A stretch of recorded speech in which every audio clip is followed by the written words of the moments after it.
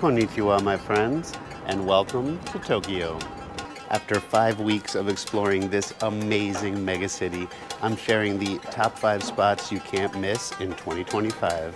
From ancient temples to futuristic islands, I'll be giving you the best activities, local tips, and prices so you can get the most out of your next adventure here. Our first stop is Asakusa, which is where old Tokyo still breathes. It is such a special place and one that has to be at the top of your list, which is why it's at the top of my list. At its heart is Sensoji Temple, which is the oldest temple here in Tokyo, and it is magical.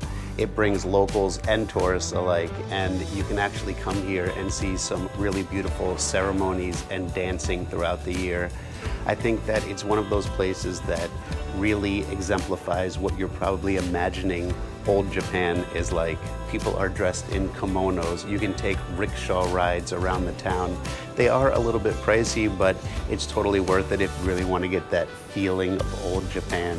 It's a great place to go and do some shopping on its beautiful streets, and wandering around here is an activity in itself because it is that amazing.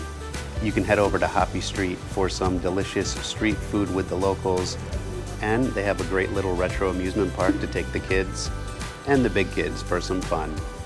I recommend getting here before 10 a.m. because it gets a little bit crazy as the day goes on, and kimono rentals begin around 3,000 yen and go all the way up to 10,000 depending on if you want to have your own professional photographer to get those perfect photos. And when you're done downtown, head across the street to the Sumida Riverwalk, which is a great place to go down and stretch your legs and just relax for a little bit. It's also the spot where you can go to the Tokyo Cruise Terminal and get a futuristic boat ride that gives you some very unique and beautiful perspectives of the city. And if you think that it looks like it might be a spaceship from another dimension, you're right. It was actually designed by a famous anime director, and it's so cool to ride in. It's a great place to just see the city from a unique perspective and maybe meet some friendly locals. Next up, we are trading the past for the future on Tokyo's man-made island, Odaiba. And that futuristic feeling begins with getting here. Head to the Shimbashi station where you board an unmanned train that lets you sit up front where you can get these amazing views of the city as you're going along. It honestly feels like you're on a roller coaster. And if it's full when you get there, just wait for the next train or two. They come pretty frequently, and sitting in that front row is totally worth it. And there is so much to do here. When you arrive, you can take a stroll in one of the many gardens and get some beautiful photos with the flowers. They have some very modern museums that are definitely worth checking out. There's a giant Gundam unicorn statue that actually moves at designated times throughout the day. That is super cool. And then you can head over to the Fuji TV building, where on the 25th floor, you can get a primetime panoramic view of the city, including the iconic Rainbow Bridge. I mean, who needs cable when the real show is up here? And when you're done soaking up that view in the tower, come down and make a right. Next, you'll pass some next level shopping malls where if shopping isn't your thing, you can do things like visit the Madame Tussauds Wax Museum. They have digital art exhibitions, a Lego world, and the fanciest aquarium I've ever seen. Just past the malls, you'll come to the Lady Liberty replica statue here, and it really made me feel nostalgic for home, watching her hold down that Tokyo skyline. Freedom never looked so futuristic.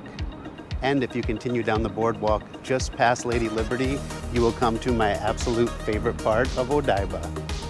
When you get down to the water, they have some beautiful walkways where you can chill in parks and just relax on the water. They also have a port here where that futuristic boat I showed you in Asakusa will bring you directly to here, and it's definitely worth the ride. And now for my favorite part, which is right here.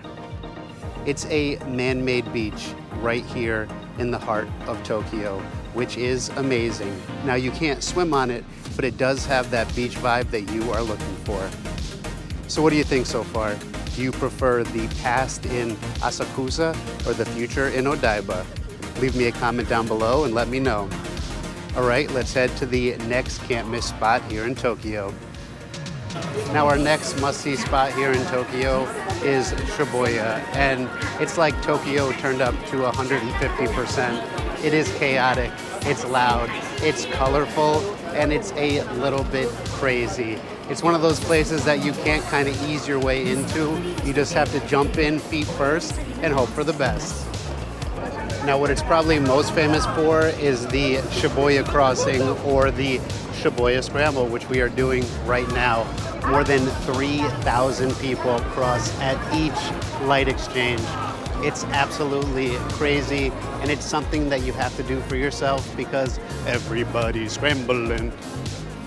And while you definitely need to do it for yourself, you really want to be able to get an elevated view so that you can take in the absolute magnitude of the people. So there's a few options, like right here behind me is the Starbucks, where on the second floor, for the cost of a cup of coffee, you can get a slightly elevated view. Then across the street here at the Magnet building, you can head up to the 7th floor, where for 1,800 yen, you get a drink and a bird's eye view. But my favorite place is over here at the Shibuya Hikari building, where you can head up to the 11th floor and get some amazing views of all of the action. And the best part is, it's absolutely free. I love free. Just next to the crossing, you will find the Tourist Information Office, which has some very friendly people willing to give you maps and tips for things to do around here. And just across from the office, you will find the famous Hachiko statue of the world's most loyal dog, which is a popular place to snap a photo. And they also have some great rotating art exhibitions all over the town. I've seen everything from Star Wars right up to my favorite Japanese artist Hokusai's art brought to life with technology, and it was amazing. And amidst all the chaos, you can also find some great shopping and restaurants.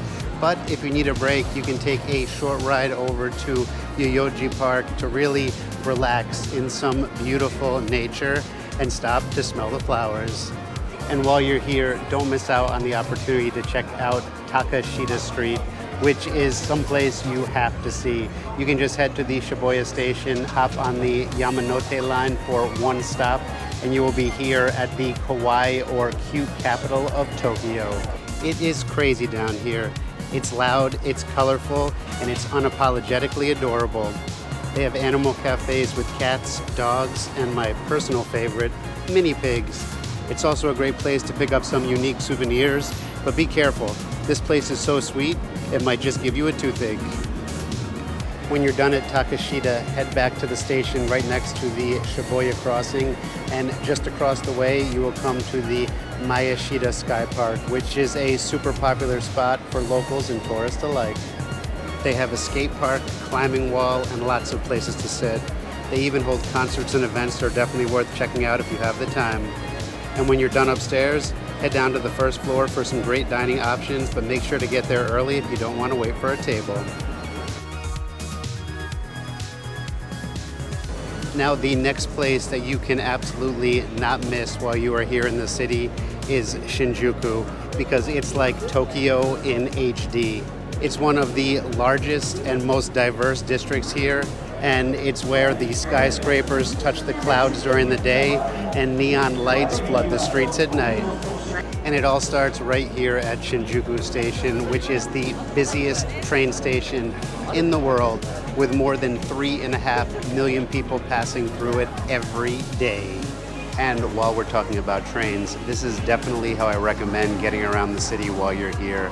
They are fast, efficient, and easy to use most of the time.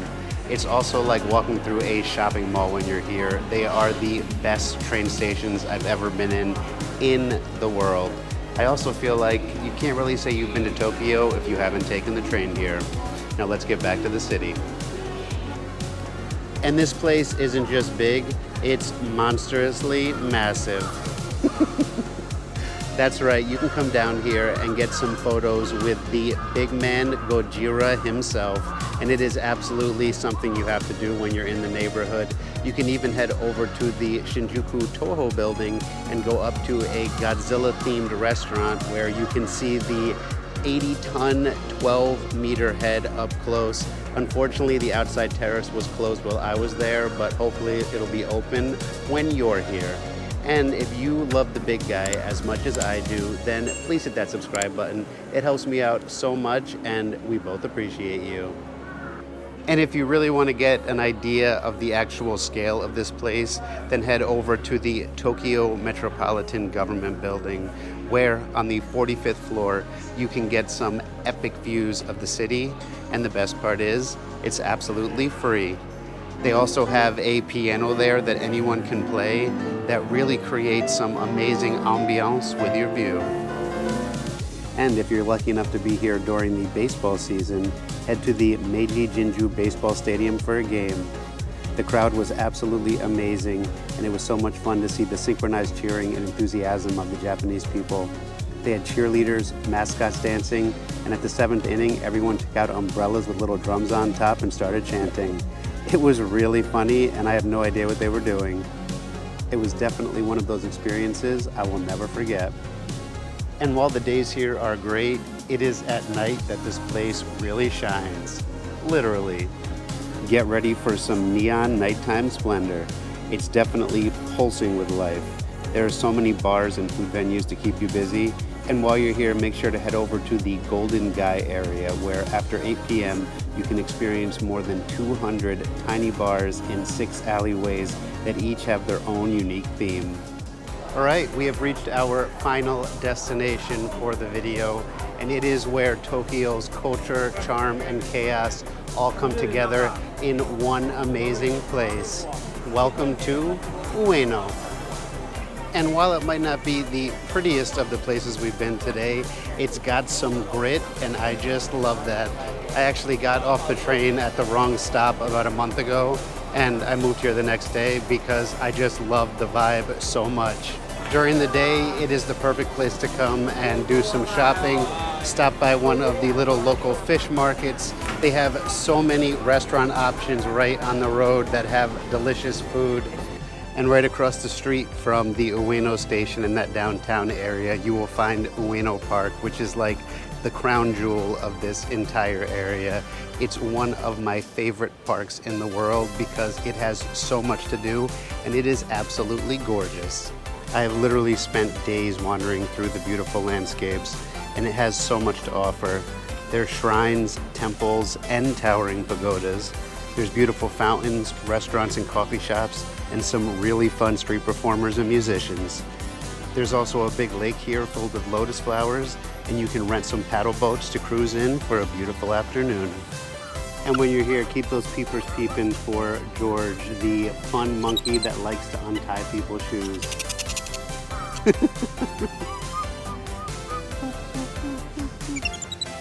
And then there is the zoo.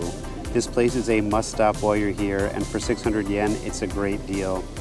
It's the oldest zoo in Japan and home to more than 3,000 animals, including elephants, tigers, and gorillas. Oh my. And in the central part of the park, every week there is a different themed event going on. It's a great place to come down, talk to the people, enjoy some food and drinks, and see some amazing dance performances that even had some tears in my eyes. It's definitely something you have to do while you're here. They also have 6 or 7 really cool museums right here in the park, like where I am right now at the National Museum of Nature and Science, which I spent an entire day at and probably still didn't see everything. The other 2 that I highly recommend are the Tokyo National Museum and the National Museum of Western Art. And after you're done with your peaceful time in the park, make sure to head back downtown, because as beautiful as Tokyo's sights are, it's the people that really make it special. And Ueno is the best place to experience that, especially at night. In so many neighborhoods here in Tokyo, life happens behind closed doors, but not in Ueno.